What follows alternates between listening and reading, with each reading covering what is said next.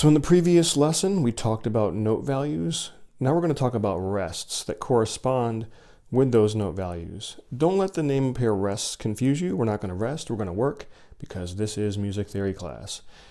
And as you see here, we're going to be using the note A. It's not because I'm Canadian, A.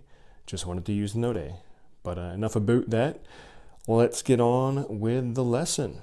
So as we see here, we're going to start out with the quarter note. So if you are taking lessons with me, or if you're working through some sort of music theory book, you may have seen or may have been asked to write what looks like a backward squiggly Z. We're not going to do that. We're going to do the way I was taught, because as the famous hip-hop artist Johann Sebastian Bach always said, let's keep it real. Okay, so what we're going to do is start up here right above the D line in this top space, make a little diagonal marking down, and then what you're going to make is a 3.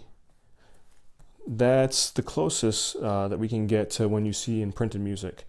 And that people will recognize that. If you're writing music for somebody or you're doing writing out your own music, that'll make sense. So again, I'll draw it again for you. Start here, make a little line, and then make a 3. It doesn't have to be perfect. That'll work. Now let's go on to the half note.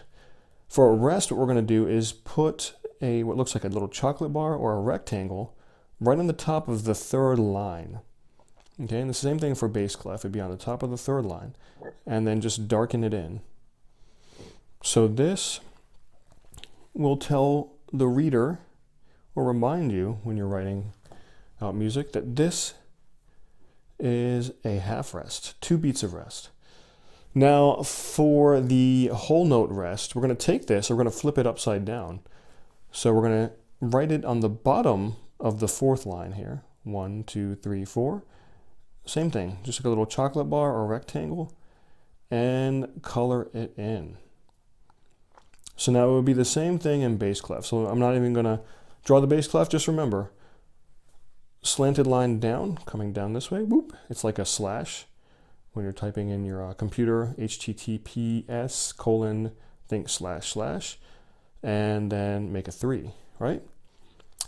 Top of the 3rd line, little rectangle darkened in, that's your half note rest. Whole note rest, you're going to flip it upside down.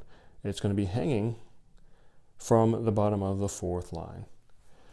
So, and bonus round. We haven't talked about this in lessons, maybe not.